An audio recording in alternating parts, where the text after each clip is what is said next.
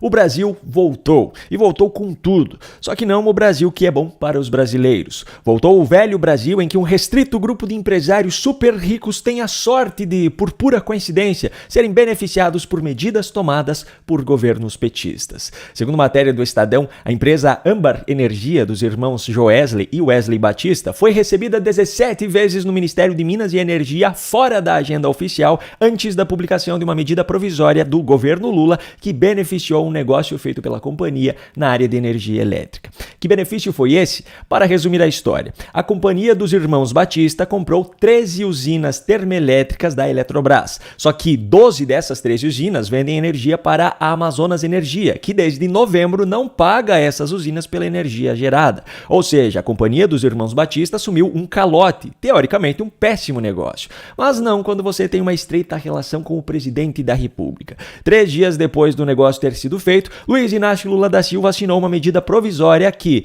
para salvar a Amazonas Energia, repassa o custo dessas dívidas para os consumidores brasileiros pelos próximos 15 anos. Deixa eu ver se eu consigo deixar mais claro aqui. Os conhecidos irmãos Batista, por escândalos em outros governos petistas, fizeram um péssimo negócio comprando usinas que tinham dívidas perdidas, assumindo assim um prejuízo enorme. Só que esse péssimo negócio, coincidentemente, 3 dias depois, se tornou um ótimo e lucrativo negócio porque o governo Lula publicou uma norma que pega toda essa dívida e repassa para os consumidores de todo o Brasil, que pagarão nas suas contas de luz pelos próximos 15 anos. Nossa, que surpresa, não é mesmo? Quem poderia imaginar que aqueles discursos que atacam os super ricos, atribuindo a eles a culpa da desigualdade no mundo, eram apenas mais uma fachada de Lula para esconder os negócios que acontecem nos bastidores. E olha só que interessante, coincidentemente agora que esse novo escândalo está vindo à tona, a Polícia Federal decide indiciar Bolsonaro pelo caso das joias, que já está em investigação há uns 2 anos. Alexandre de Moraes também retira o sigilo sobre o processo e a imprensa tradicional de todo o país começa a dar foco a essa história nas suas principais manchetes. Que conveniente, não é mesmo? Mas calma que os absurdos desse vídeo ainda não acabaram. O ministro dos Direitos Humanos e da Cidadania do governo Lula entregou provas explícitas em uma entrevista de que a pasta comandada por ele é, na verdade, um ministério da perseguição àqueles que discordam do governo. Em uma entrevista ao programa Perspectivas do SBT News, Silvio Almeida explicou aquilo que o governo Lula considera como discurso de ódio e que, consequentemente, passou a ser tratado como a definição incontestável desse termo no Brasil. O discurso de ódio, ao contrário do que as pessoas pensam, não é apenas um conjunto de palavras jogadas ao vento. Não é apenas ofender as pessoas, mas é legitimar a violência contra certos grupos sociais.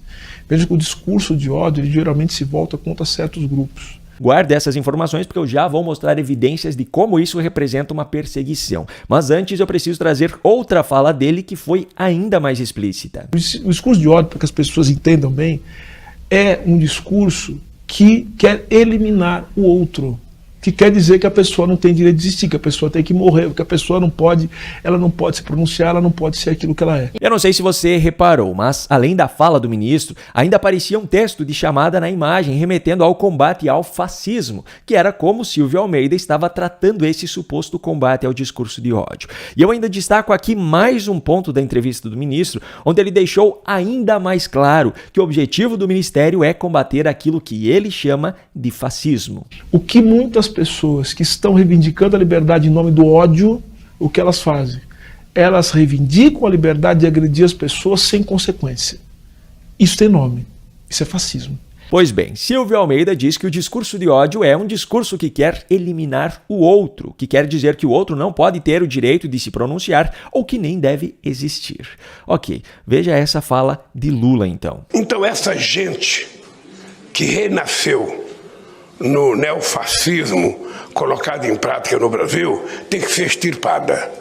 Extirpar significa extinguir, arrancar pela raiz. Quando se fala em extirpar essa gente, o que está sendo dito é que esse grupo de pessoas deveria deixar de existir.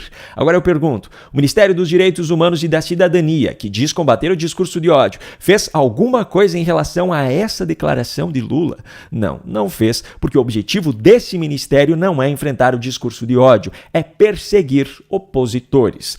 Outro exemplo aqui, mais recente e de fora do governo, mas de dentro da militância. militância de esquerda.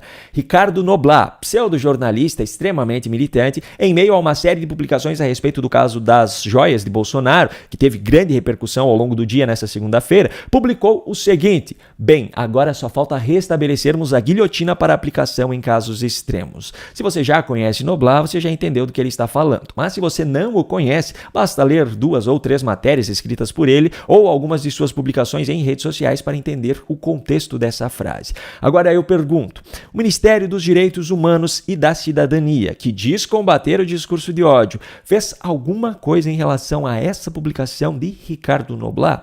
Não, não fez, porque o objetivo desse ministério não é enfrentar o discurso de ódio, é perseguir opositores. Agora me permita resgatar aqui aquele último trecho de fala do ministro para contextualizarmos as próximas provas que eu vou apresentar. O que muitas pessoas que estão reivindicando a liberdade em nome do ódio, o que elas fazem? Elas reivindicam a liberdade de agredir as pessoas sem consequência. Isso tem nome. Isso é fascismo. Reivindicam a liberdade de agredir as pessoas sem consequências. Ok, vejamos então essa fala de Lula. A gente não tem que levar desaforo para casa, porque quem nos critica não vale uma titica de cachorro. Na mesma frase, ele faz uma agressão e mostra não aceitar sofrer as consequências, pois está justamente reprimindo aqueles que o criticam. Mas se essa repressão ainda não ficou clara o suficiente, vejamos então essa outra fala recente de Lula. Eu quero que vocês saibam que quando eu estiver fazendo uma coisa errada, ao invés de você falar o Lula está errando, você tem que falar eu estou errando.